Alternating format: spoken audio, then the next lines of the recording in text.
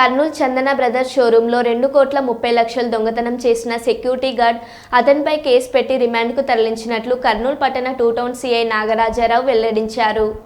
నమస్తే అండి, నా పేరు నాగరాజరావు. నేను కర్నూలు 2 టౌన్ సిఐగా పనిచేస్తున్నాను.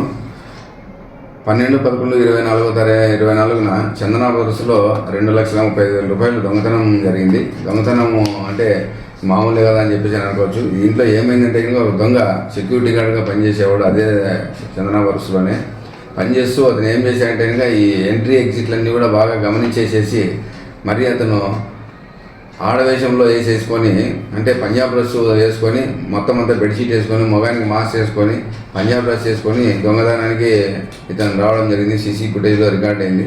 ఈ సీసీ ఫుటేజ్ చూస్తే కనుక అసలు మనం ఆడపిల్లనే దొంగతనం చేసిందేమో అనే అనుమానం మనకు కలిగింది.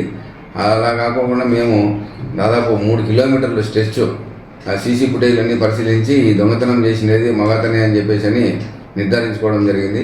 దాన్ని బట్టేసేసి ఇతని బాడీ లాంగ్వేజ్, ఇతని ఫేస్ రికగ్నైజ్లు ఇవన్నీ కూడా పరిశీలన చేసేసి ఇతని సెక్యూరిటీ గార్డ్గా పనిచేస్తున్న సురేష్గా నిర్ధారణ చేసుకొని ఇతన్ని పట్టుకొని చేసేసి విచారణ చేసేసి ఈరోజు అతని దగ్గర నుంచి 2,00,000 రూపాయలు రికవరీ చేసేసి అతన్ని కోర్టుకు రిమాండ్కి పంపడం అయినది. జై హింద్.